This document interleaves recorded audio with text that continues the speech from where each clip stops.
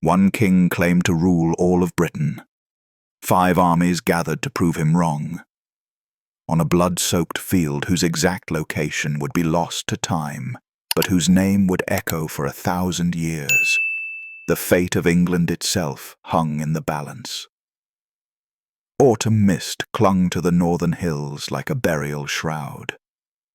The year was 937, and across a stretch of land remembered only as Brunanburh, 2 great hosts stirred in the grey light before dawn.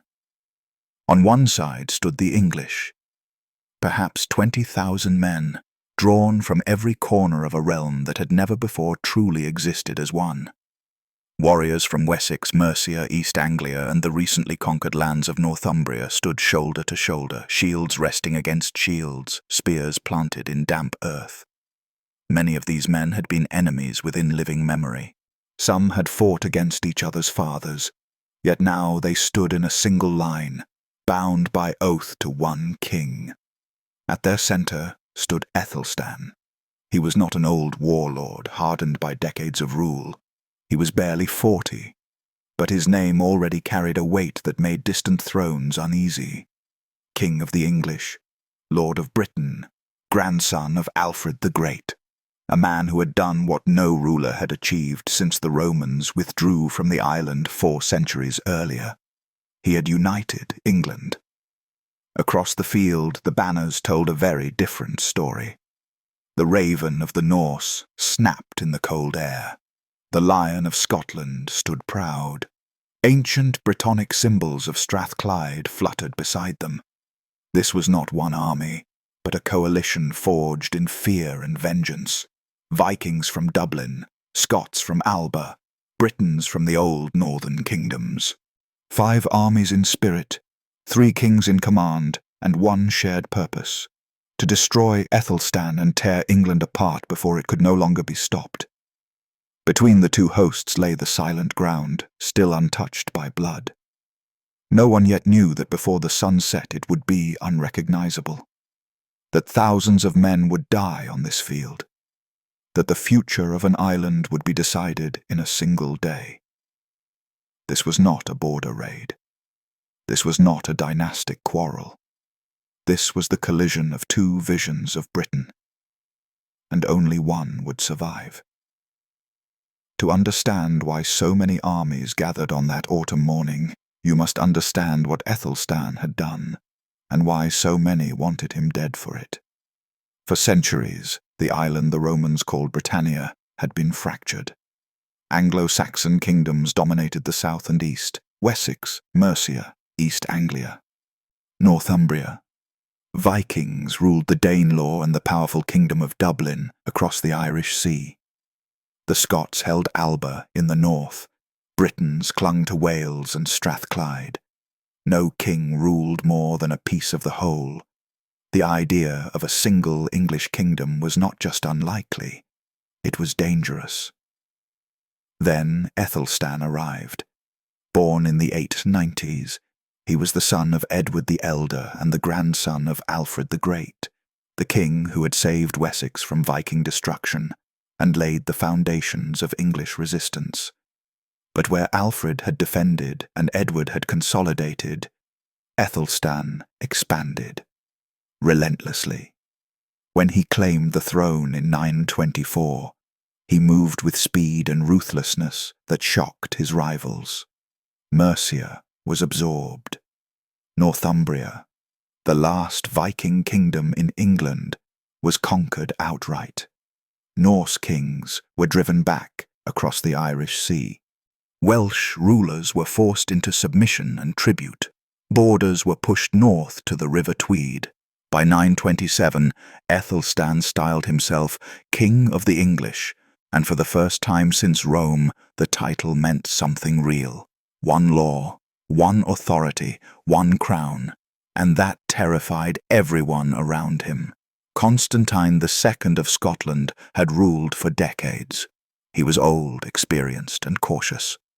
He understood power when he saw it, and he had already been forced into a humiliating submission ceremony, acknowledging Aethelstan's overlordship. He had knelt. He had sworn. but he had not forgotten. In his halls, far from English eyes, Constantine knew the truth. If England was allowed to consolidate, Scotland would not remain independent for long. It would be next. Across the Irish Sea, Olaf Guthfrithson, young king of Dublin and grandson of the legendary Ivar the Boneless, watched Aethelstan dismantle every Viking foothold in Britain. York had fallen. The Danelaw had collapsed. Norse power on the island was ending. For Olaf, this was not politics, it was survival. And in Strathclyde, King Owain saw the walls closing in. England controlled Northumbria. Wales bent the knee. His Brittonic kingdom was surrounded. If Aethelstan turned his gaze north again, Strathclyde would vanish.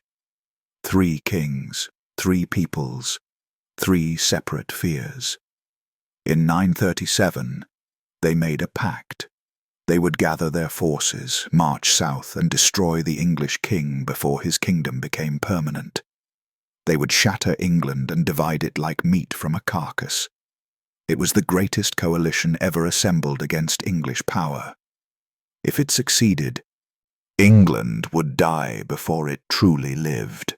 Aethelstan learned of the invasion in the summer of 937. He did not hesitate. He called his banners. From every corner of his realm, warriors answered, lords and thanes, huskarls and fyrdmen, men who spoke different dialects and followed different customs, but who now marched under one banner.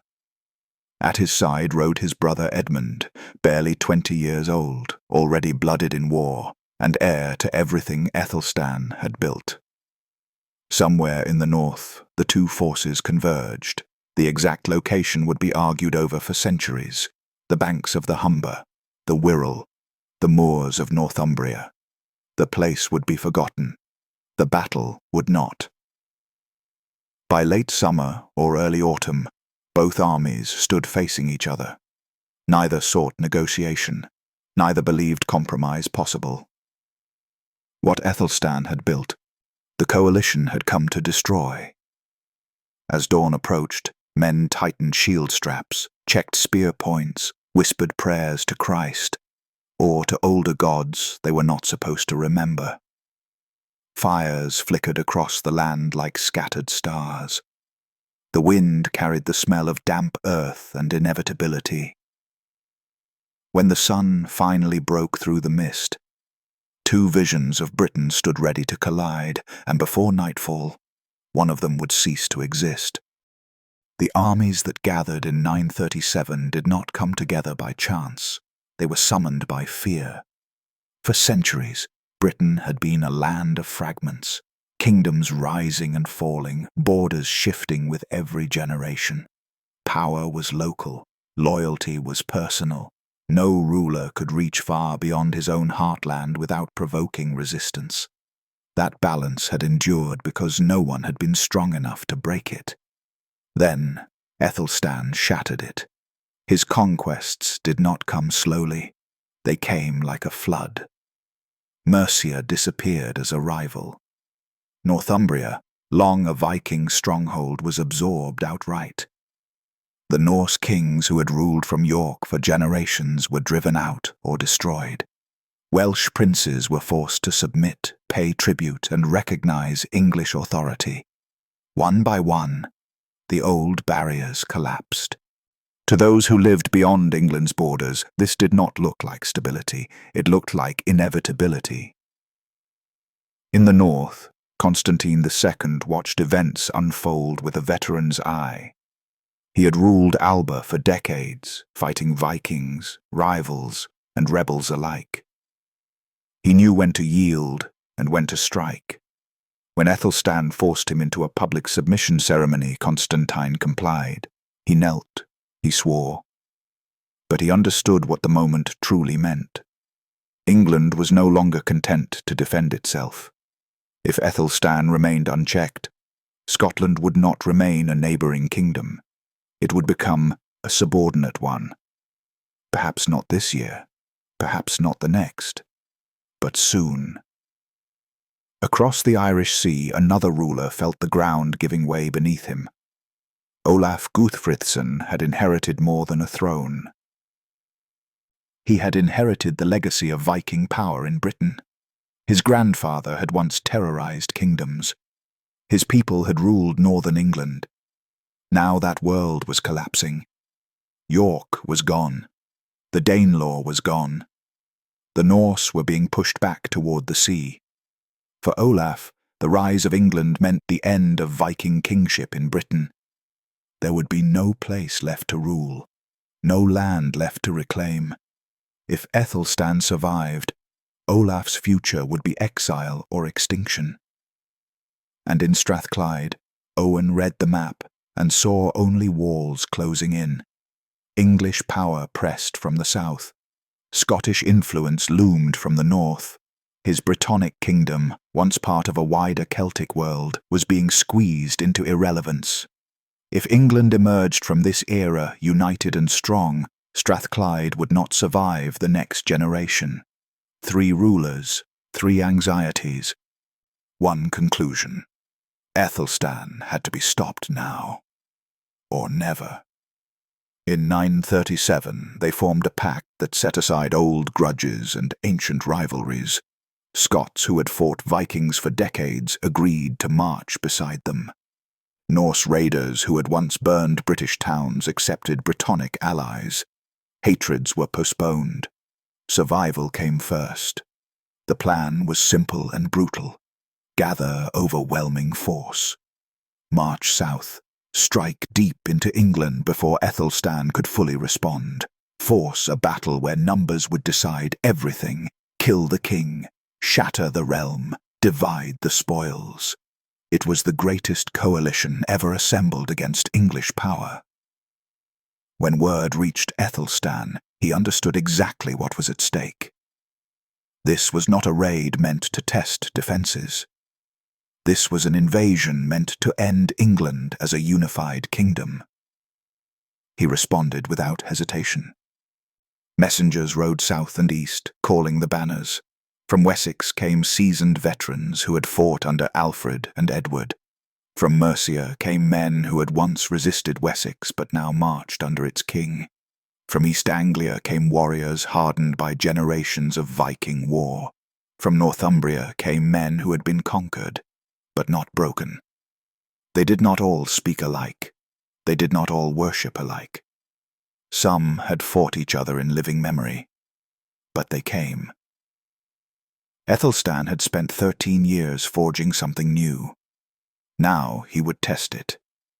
He marched north with speed, determined to meet the coalition before it could ravage the heart of his kingdom.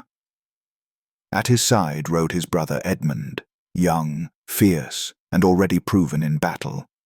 The message was clear. This was not a king hiding behind walls. This was a king willing to stake everything. As the armies moved, tension grew. Villages emptied. Fields were abandoned. People fled the path of marching men. Rumors spread faster than the armies themselves. 5 kings, endless Vikings, the end of England. Somewhere in the north, the 2 forces finally converged. The exact place would become a mystery. Chroniclers would argue for centuries. But the name Brunanburh would endure. Not because of geography, but because of what happened there. The coalition arrived first. Constantine, Olaf, and Owain chose ground that favored numbers, open enough to deploy fully, sloping enough to deny the English any defensive advantage. This was northern land, cool, damp, familiar to Scots and Britons. For Olaf's Vikings, it mattered little. They had crossed the sea for vengeance. Any ground would do. That night, the coalition commanders met in council. Constantine argued for patience. Let the English come, let them tire themselves attacking uphill. Olaf pushed for aggression. Strike at dawn, break the English shield wall before it could settle. Owain urged unity above all else. Division would doom them. In the end, they agreed on a single plan. Form a massive line, absorb the English assault, then use superior numbers to envelop and crush them. It was not subtle. It did not need to be. Across the field, Aethelstan faced a different problem. His army was united by oath, not history. Wessex men stood beside Mercians. Northumbrians guarded the flanks of the king who had conquered them. Professional huscarls formed the front ranks.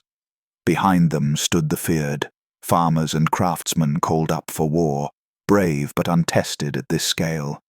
This was England's first true national army. And it had never fought together before. Aethelstan made his choice. He would not attempt clever maneuvers. He would not gamble on terrain. He would do what English kings had done since Alfred's time. He would form the shield wall and hold. The strongest troops took the centre, his household warriors, men who had followed him for years. Edmund commanded one wing. Trusted ealdormen held the other. The feared filled the depth, ready to replace the fallen. That night, Aethelstan walked the lines. He did not promise victory. He did not need to. His men knew what they were fighting for, not gold, not plunder. A kingdom that had only just been born. As darkness settled, fires dotted the landscape. Men sharpened blades, checked straps, whispered prayers to Christ, or to older gods remembered in fear. Across the field, enemy fires burned just as bright. The wind carried the smell of damp earth and coming blood. When dawn came, there would be no turning back, because whatever happened next would decide whether England endured or vanished before it had time to become real. The night before the battle was long and restless.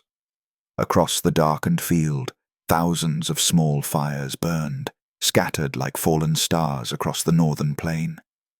Men sat close to the flames, oiling blades, tightening shield grips, checking mail links that had been repaired and re-repaired across years of war.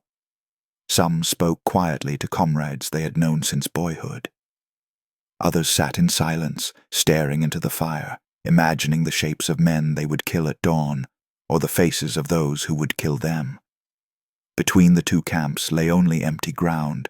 By morning, it would be soaked with blood. In the English camp, Aethelstan moved among his warriors. He did not stand apart, cloaked in royal distance. He walked the lines like any other commander, nodding to thanes, clasping forearms with huscarls, speaking quietly to fearedmen, whose hands shook despite their resolve. These men were not mercenaries. They were farmers, smiths, traders, men who had left homes and families behind, because a kingdom asked it of them. He did not promise them survival. He promised them meaning. Across the field, the coalition prepared in its own way. Constantine II sat with his captains, an old warrior surrounded by men who had fought under him for decades. He had seen battles won and lost. He understood patience. Olaf Guthfrithson paced among his Vikings, young, fierce, restless, eager for the clash. His men sharpened axes meant to split shields and bone alike. For them, this was vengeance. Owain watched quietly, knowing that if this day went badly, his people's future would die with the sun. When sleep came, it was thin and broken. At first light, the horns sounded. Men rose as one. Mail was pulled over padded tunics. Helmets were settled onto heads slick with sweat, despite the chill. Shields were lifted, edges tested against neighbors, until the familiar wall formed. Wood against wood, iron boss to iron boss. Commanders shouted orders, swallowed by the wind. Banners were raised. The field began to fill. The coalition formed first, stretching wide across the northern end of the plain. It was an intimidating sight. Scots in disciplined ranks at the centre, shields locked, spears forward. Vikings massed on one flank, axes glinting, their eagerness barely contained. Strathclyde Britons held the other wing, grim and determined, knowing this fight might decide whether their kingdom survived another generation. Opposite them, the English army assembled in silence, fewer in number, denser in formation. The shield wall formed deep, rank behind rank, a living barrier of oak and iron. The strongest warriors held the front, huscarls, who had trained for this moment since youth. Behind them stood the feared, men who knew that when the front rank fell, they would step forward without hesitation. At the center of the line stood Aethelstan, clearly visible, his banner raised above him. He wanted his enemies to see him. He wanted his own men to see him. Across the field, Constantine and Olaf noticed immediately. This would not be a battle where kings hid behind others. This would be fought face to face. For a long moment, nothing happened. Two armies stared across the empty ground, close enough now to hear shouted insults, the clang of weapons, the snorting of men trying to steady their breath. The wind dropped. The mist thinned. The sun climbed higher. Then the signal came. The coalition advanced. Thousands of feet moved at once, the ground trembling under their weight. The Vikings surged ahead faster than the rest, unable to restrain themselves, axes raised, voices howling in Norse war cries that rolled across the field like thunder. The Scots advanced more steadily, shield wall tight and disciplined. The Britons followed, grim and silent. The English did not move. They waited. When the distance closed to nothing, when faces were visible behind shields and eyes locked across inches of space, Aethelstan's line stepped forward as one. The collision was catastrophic. Shield smashed into shield with a sound like breaking timber. Spears drove forward. Axes fell. The first ranks disappeared beneath the weight of bodies. Men screamed, not in fear, but in exertion, pain, and rage, the air filled with dust, sweat, and the metallic smell of blood. On the English left, Olaf's Vikings hit hardest. They fought with savage aggression, hacking at shield rims, hooking axes over edges, dragging men forward into the crush where they were cut down. For a moment, the English line buckled. Shields bent, men stumbled, but it did not break. The huscarls locked tighter, bracing with shoulders and legs, stabbing with short spears over the shield tops. Vikings who pushed too far were seized, pulled down, and crushed underfoot. For every Englishman who fell, another stepped into his place. In the center, the Scots met the English head-on. This was not wild fighting. It was methodical, brutal pressure. Two shield walls grinding together, men gasping for breath as they shoved, muscles burning. Vision narrowing to the strip of space in front of them, spears darted into gaps, axes rose and fell. Men died without ever seeing what killed them, crushed by the weight of bodies or stabbed from angles they could not defend. Aethelstan fought here, not directing from behind, but standing in the press with his household troops. His sword rose and fell. His shield absorbed blow after blow. He shouted encouragement hoarsened by blood and dust. Men who saw him fight found strength they did not know they had. On the English right, Edmund faced Owain's Britons.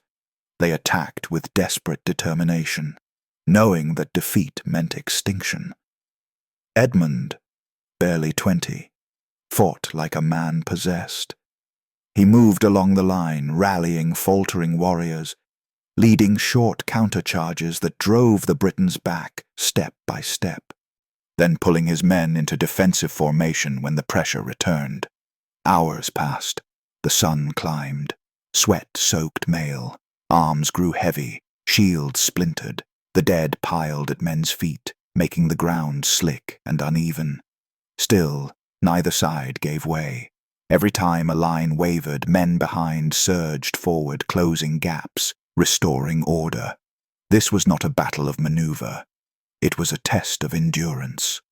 Slowly, almost imperceptibly, the balance began to shift. On the coalition's right, the Vikings had spent their fury early.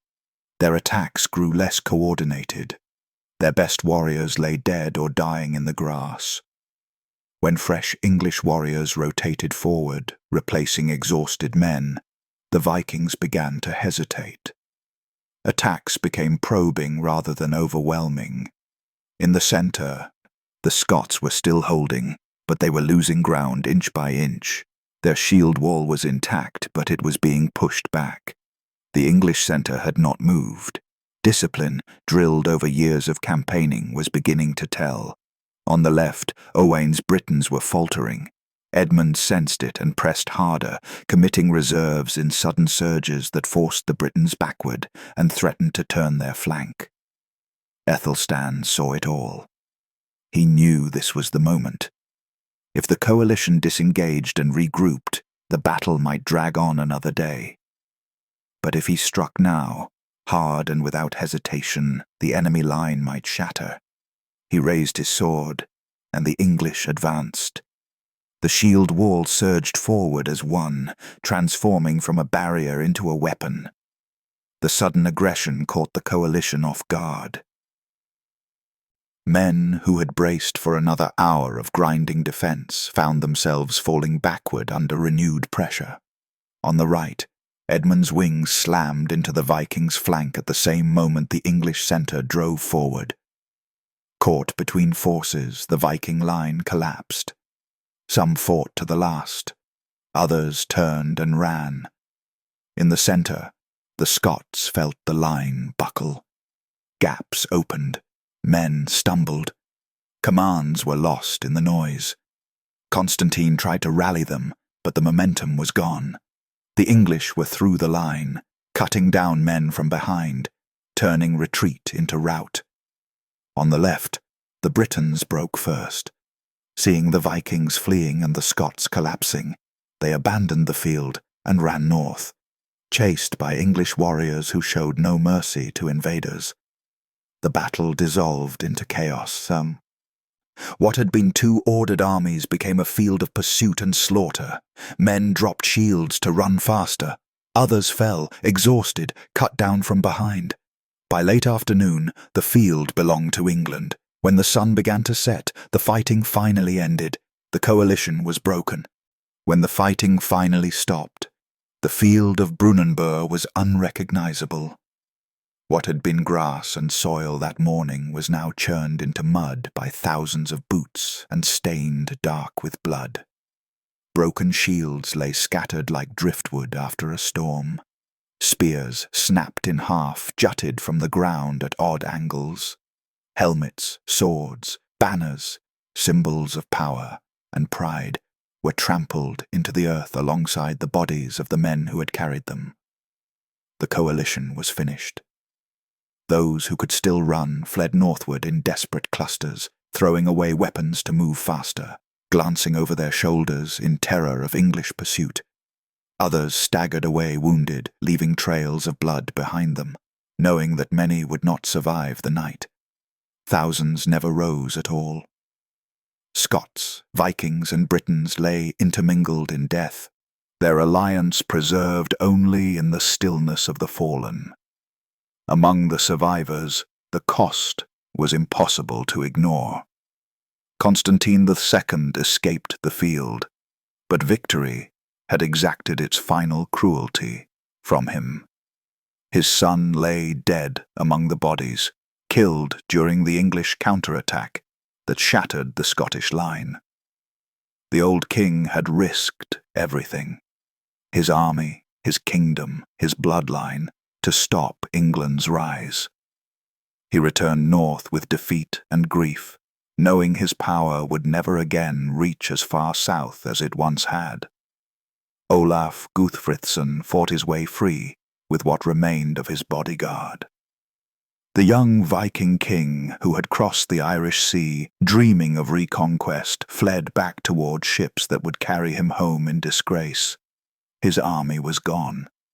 His ambition shattered. The age when Viking kings could seriously challenge English rule was over. Owain vanished north with his broken warriors, his kingdom spared only because England had no need to pursue him further. Strathclyde would survive, but as a diminished power, living in the shadow of a force it could no longer resist. As darkness fell, the English did not chase far. They were too exhausted, too wounded, too aware of how close they had come to annihilation themselves. Victory had been total, but it had not been easy. The battlefield filled with quieter sounds. Men calling out names into the dark, hoping for answers. Groans from the wounded. The crackle of small fires lit not for celebration, but for necessity. English warriors moved among the fallen, searching for comrades, dragging the injured away from the press of bodies, offering water where they could. Those who could not be saved were given what dignity remained. Shields laid over faces, swords placed at their sides. The enemy dead were left where they lay. That, too, was a message. Aethelstan walked the field as twilight deepened. His armor was dented and smeared with blood. His face was drawn with exhaustion. This was not triumph as poets imagined it. It was survival, measured in bodies and silence. Near the center of the field, he found his brother Edmund. Barely 20 years old, the prince was streaked with blood, some of it his own, most of it not. He said nothing. Neither did Aethelstan. There were no words that could capture what they had just endured.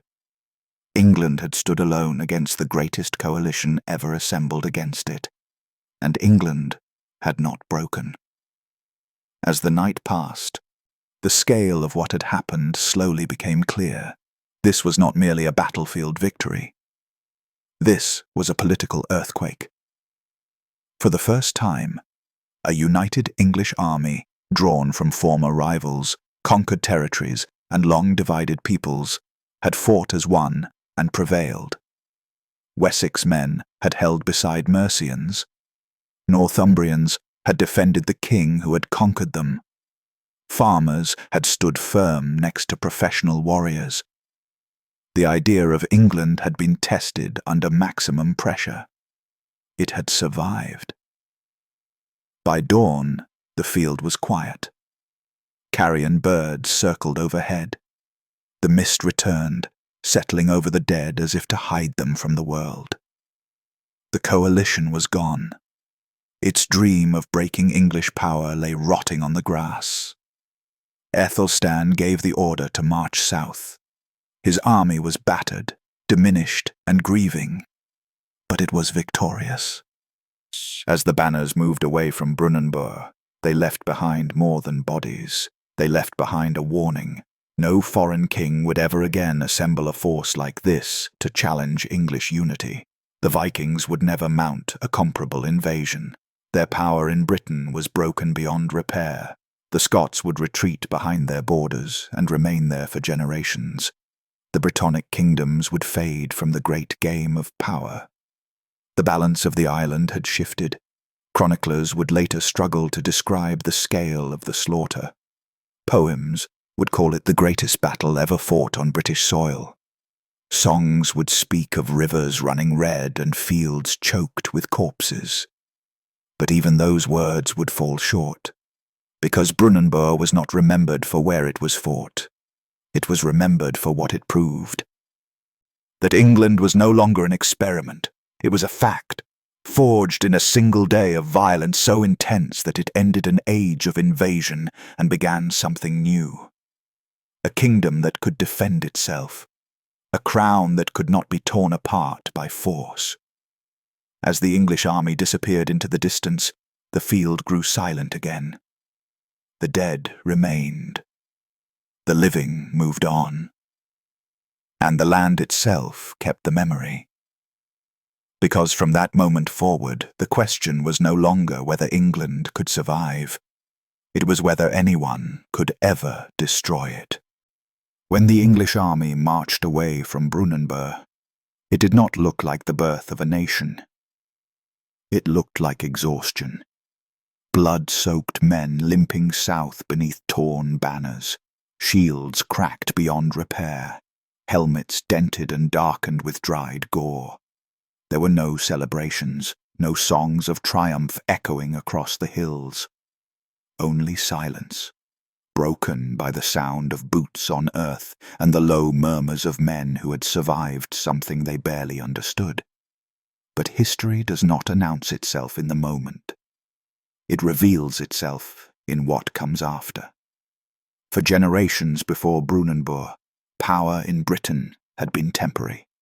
Kings rose and fell. Kingdoms fractured as quickly as they formed. Victories mattered only until the next invasion arrived. Nothing endured long enough to feel permanent. Brunanburh changed that, because after 937, no one came. The Vikings did not return in force. The great fleets that had once terrorized English coasts never again assembled with the intent to conquer the island. Raids continued, small and desperate, but the age of Viking kings ruling English land was over. Their defeat at Brunanburh was not just military, it was psychological. England was no longer prey. Scotland withdrew north and stayed there. Constantine II lived on, but his ambitions did not. The death of his son and the destruction of his army ended any realistic hope of dominating the south. The border hardened. For generations, Scottish kings would rule Scotland, not Britain. Brunanburh had drawn a line in blood. Strathclyde faded quietly. Owain survived, but his kingdom did not remain a serious power. It would be absorbed in time, not through glorious conquest, but through inevitability. Brunanburh ensured that the Brittonic North would never again shape the destiny of the island, and Ireland watched. Olaf Guthfrithson returned home defeated, his authority weakened, his reputation broken. Dublin would remain a Viking city, but it would no longer be a launching point for domination of Britain. The Irish Sea stopped being a highway of conquest and became a boundary. The balance of power had shifted permanently. At the center of it all stood Aethelstan. Before Brunanburh, he was a conqueror. After it, he was something else entirely. He was the undisputed king of England, not king of Wessex, not overlord of Mercia, not conqueror of Northumbria. King of the English, a title that had existed on parchment before, but which now had been proven in iron and blood. For the first time, England had defended itself as a single body. Men who had once been rivals had stood together and held, not because they were forced to, but because the alternative was annihilation. Brunanburh forged more than borders, it forged identity. Chroniclers understood this immediately. The Anglo-Saxon Chronicle did not describe the battle as just another victory. It called it the greatest slaughter ever fought on British soil. Poems written in its aftermath spoke not only of death but of destiny, of a people tested and proven, of a land that had finally become a kingdom, and yet Aethelstan did not become a tyrant. He did not rule through fear alone. In the years after Brunanburh, he focused not on conquest, but on consolidation. Law codes were strengthened, coinage was standardized. Royal authority extended not through violence, but through administration. England became governable because it was no longer constantly fighting for survival. Foreign rulers took notice. Kings from across Europe sought Aethelstan's alliance. His court became one of the most prestigious in the West. Exiled princes from Scandinavia and the continent found refuge under his protection. England, once a peripheral battleground, became a central player in European politics. This transformation would not have been possible without Brunanburh, because without that victory, England would have collapsed back into fragments. Mercia would have re-emerged. Northumbria would have fallen to Norse kings. Wessex would have retreated south. Britain would have returned to what it had always been, divided, contested, temporary. Instead, something new endured. Brunanburh did not create England in a single day. but it ensured that England could exist long enough to become real. That distinction matters. Nations are not born in moments of peace. They are born when survival is no longer in doubt, when enemies fail, when fragmentation stops being inevitable. After 937, England stopped asking whether it could survive. It began asking what it would become. Aethelstan would die only 2 years later, in 939. His reign was short, but its impact was permanent. His successors would struggle. England would face new challenges, new wars, new crises. But never again would its enemies believe it could be erased in a single blow, because Brunanburh had answered that question. The field itself would fade from memory, its exact location lost, its stones unnamed, but its meaning endured. Every English king who ruled after Aethelstan ruled in its shadow. Every border, every crown, every law traced its lineage back to that day. 5 armies had gathered to destroy a kingdom. They failed. And in failing, they proved that England was no longer an idea. It was a fact, forged in mist and blood, tested in a single terrible day, and strong enough to endure everything that followed. The banners moved on, the dead remained, and England was born.